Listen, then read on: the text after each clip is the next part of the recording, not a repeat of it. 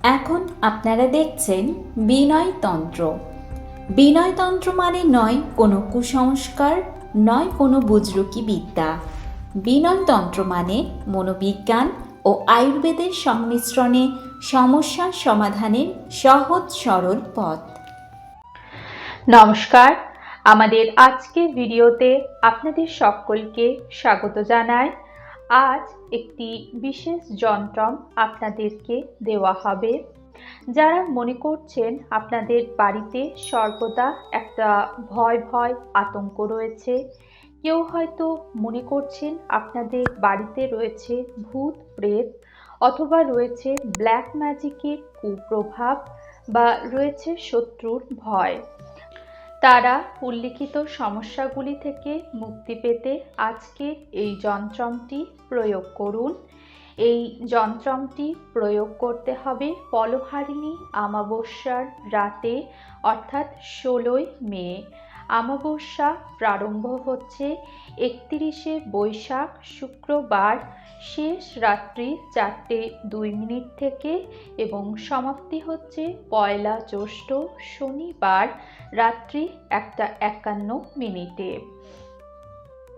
এই যন্ত্রটি প্রয়োগ করতে কি কি সামগ্রী লাগবে তা লিখে নিন। লাগবে একটি সাদা কাগজ, একটি লাল জেল পেন অথবা মার্কার পেন, 3টি ভেলা, 3টি কড়ি, সামান্য কালো সরিষা ও সিঁদুর ও 1 টুকরো লাল কাপড়।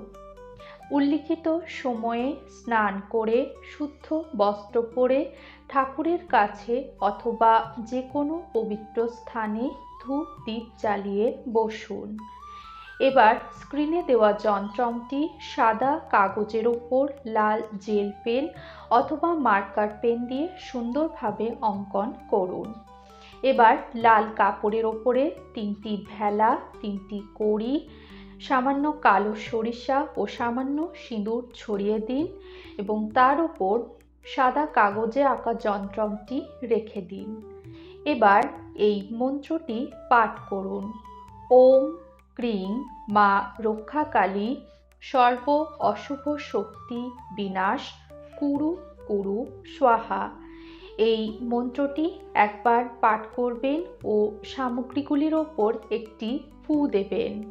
এভাবে মন্ত্রটি 7 বার পাঠ করবেন ও সামগ্রীগুলির ওপর 7টি ফু দেবেন। মন্ত্র পাঠ হয়ে গেলে সামগ্রী সহ লাল কাপড়টিকে 3টি গিঁট দিয়ে বেঁধে আপনাদের বাড়িতে যেখানে ঠাকুর আছে সেখানে অথবা আপনাদের বাড়ির সদর দরজাতে রেখে দিন। তাহলে দেখবেন মা রক্ষাকালীর কৃপাতে আপনারা উল্লিখিত সমস্যাগুলি থেকে সমাধান অবশ্যই পাবেন। এই ভিডিওটি দেখার জন্য আপনাদেরকে অসংখ্য ধন্যবাদ। আরও কী ধরনের ভিডিও আপনারা দেখতে চাইছেন তা কমেন্ট করে অবশ্যই আমাদের জানাবেন।